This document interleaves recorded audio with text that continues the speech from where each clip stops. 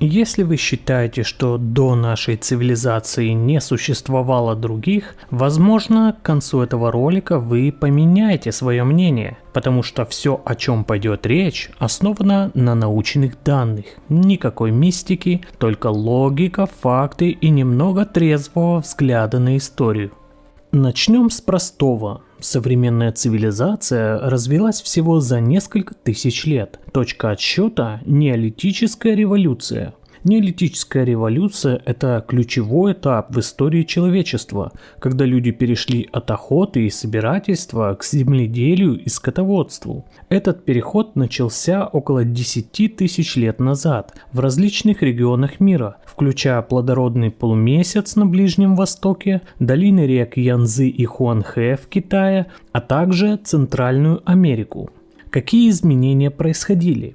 Переход к производящему хозяйству. Люди начали выращивать растения и разводить животных, что обеспечило более стабильные источники пищи. Оседлый образ жизни. С появлением сельского хозяйства люди стали строить постоянные поселения, что способствовало развитию архитектуры и социальных структур.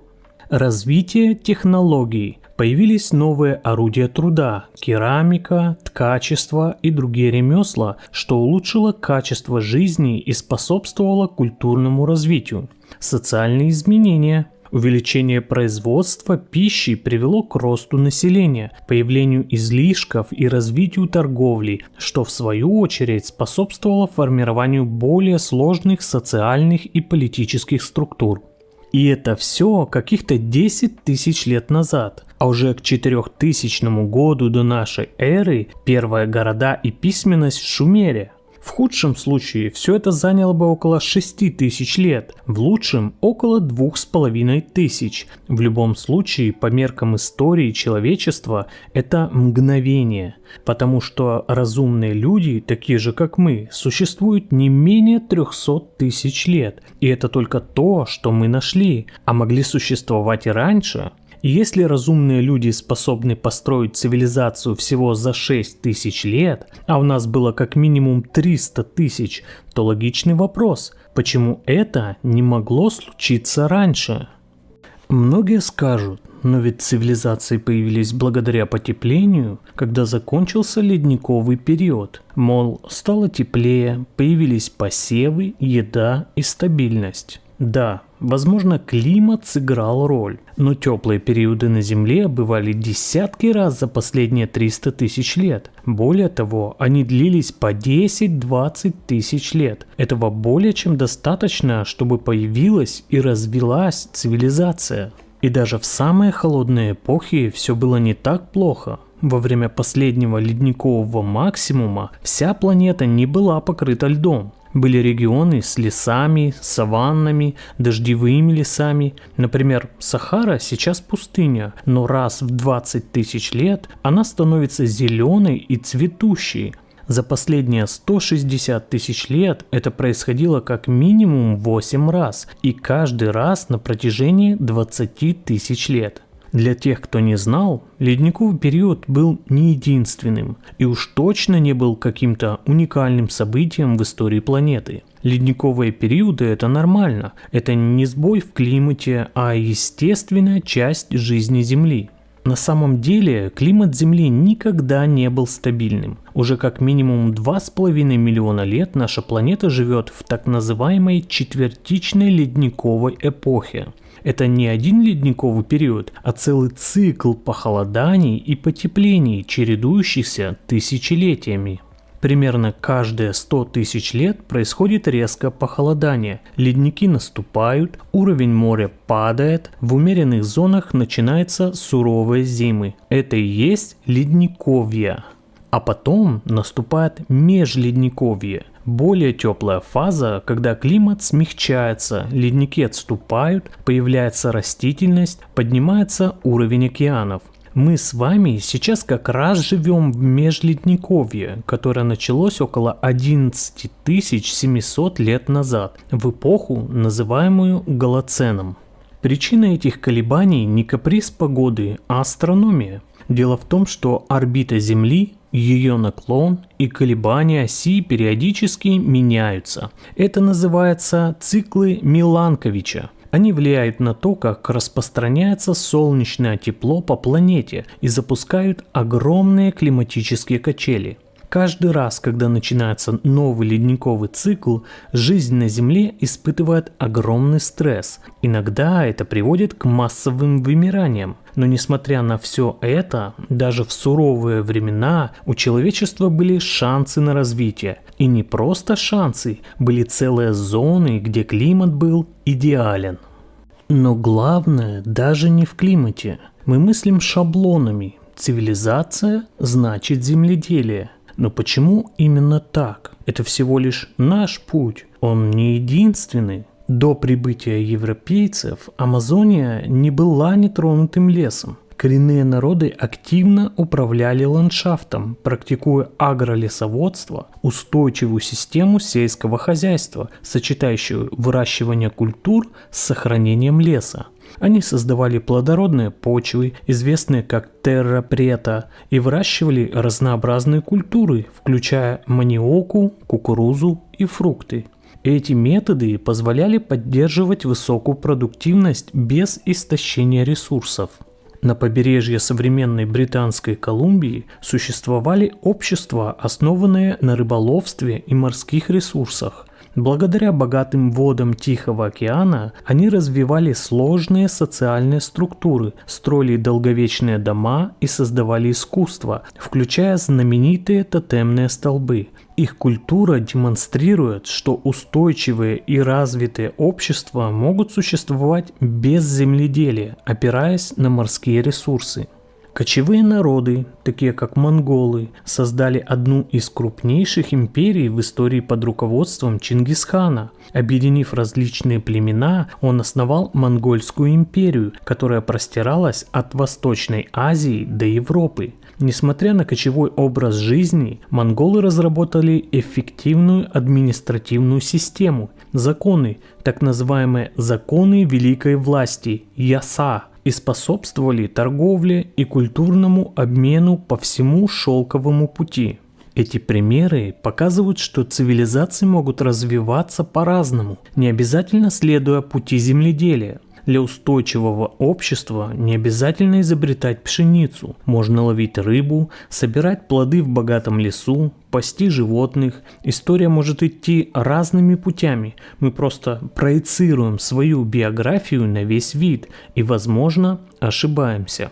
Инновации редко следуют одному сценарию. Так почему мы уверены, что все всегда шло по нашему пути?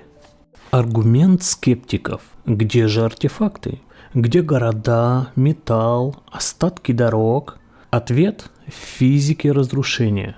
Цивилизация хрупка. Бетон разрушается за 100-200 лет, сталь ржавеет за десятилетия, алюминий исчезает за 200-500 лет, пластик максимум за 500 лет, даже стекло хрупкое, оно разрушается, превращаясь в пыль. Через 10 тысяч лет от нас почти ничего не останется, через 100 тысяч лет тем более. Но что может выжить? Ядерные хранилища, если они были. Но цивилизация может быть развитой и без ядерной энергетики. Развитие не обязательно должно идти по нашему технологическому пути. Можно представить общество, сделавшее ставку не на нефть и реакторы. Это могла быть цивилизация, активно использующая ветер, приливы, солнечную энергию, но не оставляющая за собой тяжелых конструкций. Их инструменты могли быть изготовлены из органических материалов или высокотехнологичных композитов, исчезающих без следа. Они могли жить в плавучих городах, где большая часть жизни происходила на воде, без камня и металла, или наоборот, под землей, где архитектура была вырезана прямо в скальных массивах и через тысячелетия стала бы неотличимой от природных образований. Еще один кандидат на выживание – камень, как пирамиды или статуи, высеченные в скалах. Именно камень считается самым долговечным строительным материалом, и потому мы чаще всего находим в археологии именно его. Мегалиты, стены, храмы – все, что пережило тысячелетия, в основном вырублено или сложено из камня.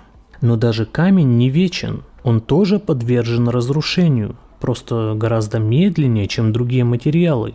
Дождь, ветер, морозы, жара, кислотные осадки, корни растений, землетрясения, обвалы – все это со временем разрушает даже самые монументальные сооружения. Особенно, если они заброшены, не реставрируются и погружены в агрессивную природную среду. Вот несколько примеров. Сфинкс в Египте уже тысячелетиями подвергается эрозии, и часть его деталей давно утрачена. Есть даже гипотезы, что тело сфинкса значительно древнее, чем принято считать, но разрушение камня затрудняет точную датировку. Храм Анкор-Ват в Камбодже буквально зарастал джунглями. Деревья своими корнями буквально разрывают каменные стены. Некоторые участки уже невозможно восстановить.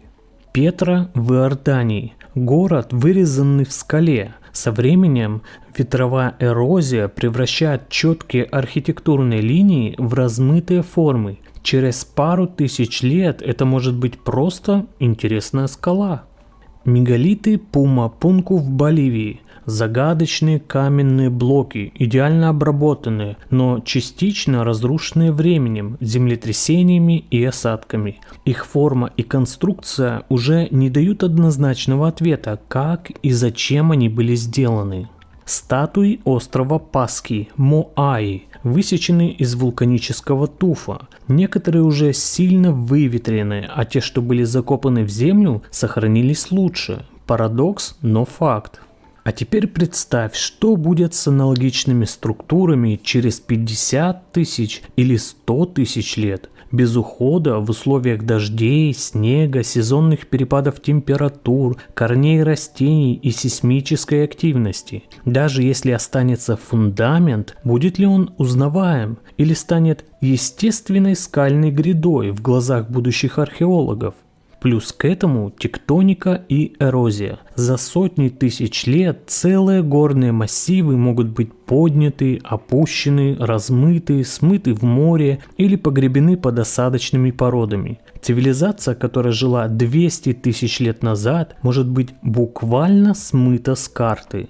Так что даже камень не гарантия того, что от цивилизации останутся следы. Особенно если у нее было другое представление о монументальности, или если она жила в регионах с агрессивной геологией, в джунглях, у побережья, в долинах рек.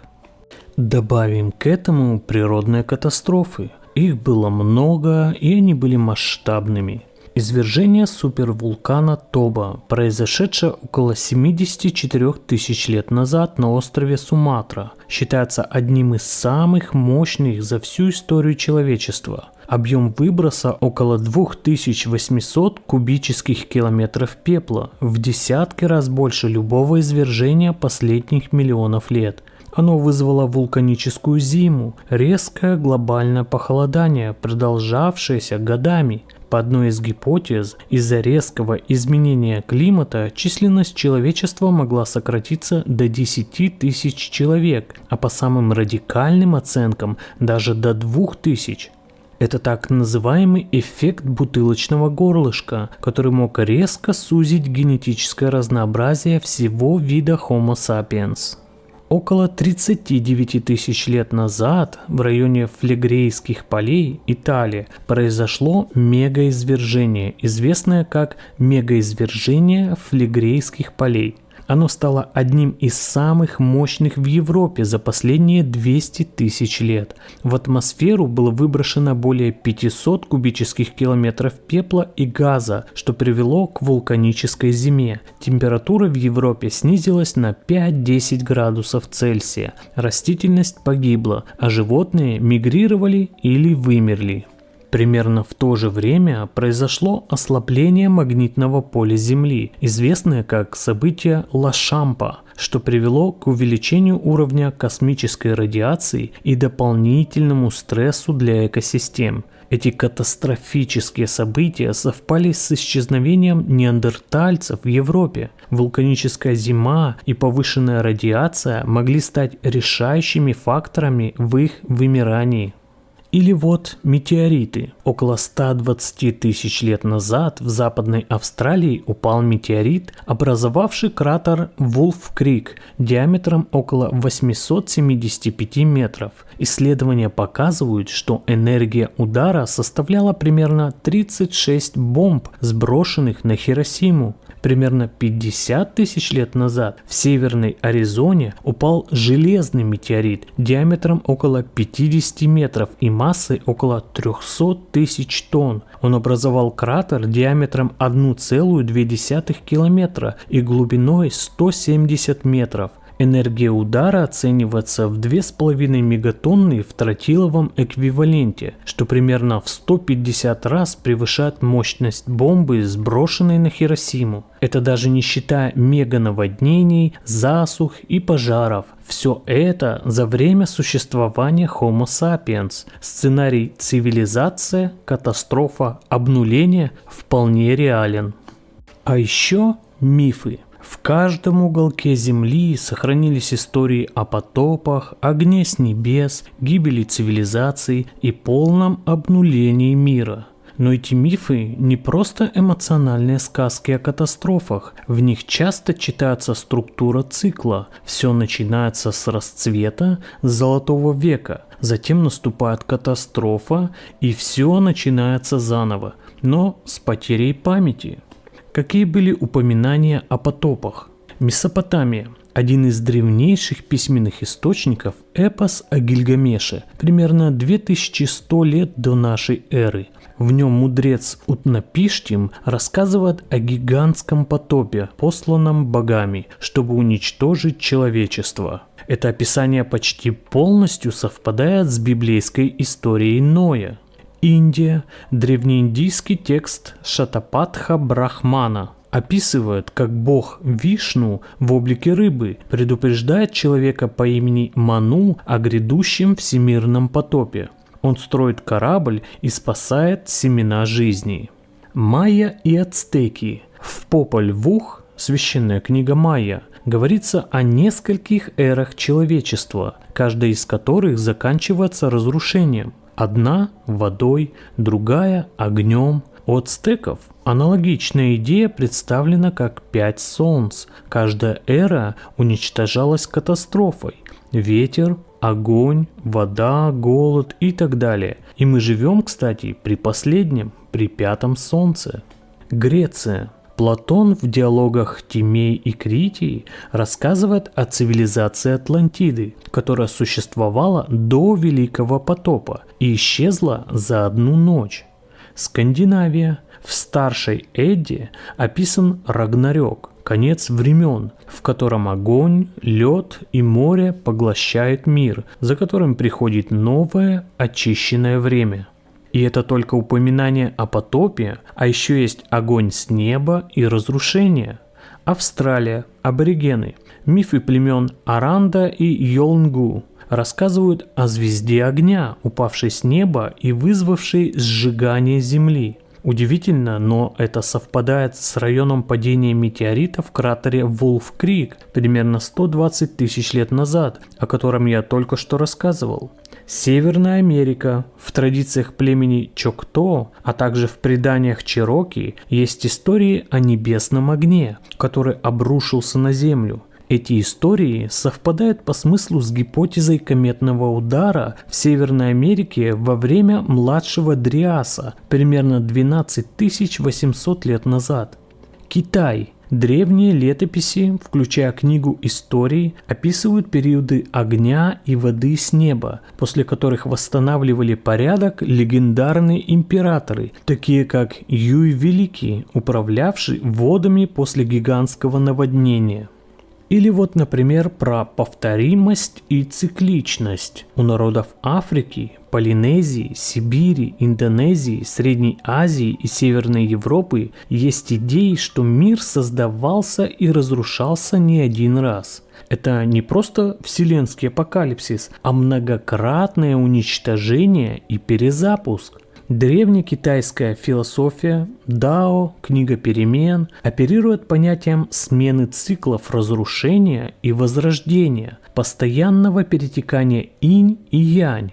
Даже Библия, кроме всем известного потопа, содержит множество иллюзий на прошлые миры и их исчезновение. Например, намеки в книге Иова и Бытии о сынах Божьих, древних гигантах и днях допотопных. Все эти истории рождались независимо, в изоляции друг от друга, в разные эпохи. Но в них снова и снова повторяется одна и та же тема. Мир был, он пал, начался новый. Что если это не просто архетип, а искаженная, уцелевшая память о прошлых цивилизациях, переживших катастрофу и начавших все с нуля? Конечно, это не доказательство. Никакой из приведенных аргументов не говорит напрямую «да, была цивилизация до нас». Но все это вполне логичный контекст. Отсутствие доказательств – не доказательство отсутствия. Мы не должны доказывать, что кто-то жил до нас. Мы должны задать вопрос, почему мы уверены, что никто не жил.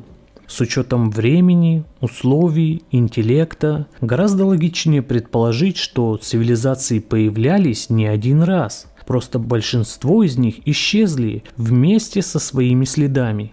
Если хотя бы одна цивилизация действительно существовала до нас, это переворачивает все наше понимание истории. Мы больше не можем смотреть на прошлое как на прямую линию от дикости к прогрессу. Может, история – это цикл. Развитие, расцвет, катастрофа, забвение. И все начинается снова. Мы могли быть уже не первыми, мы могли быть очередными. Это не теория заговора, это не фантастика, это призыв посмотреть на реальность шире, с фактами в руках и без иллюзий. История человечества – это не только то, что мы нашли в Земле, это еще и то, что могли бы найти, если бы не вмешалась природа, время и катастрофы. Так стоит ли так уж категорично отмахиваться от идеи, что мы не первые? Я думаю, нет. Спасибо, что досмотрели до конца. Пишите в комментариях, что думаете. Подписывайтесь, если хотите еще больше научных тем, которые переворачивают восприятие. До встречи!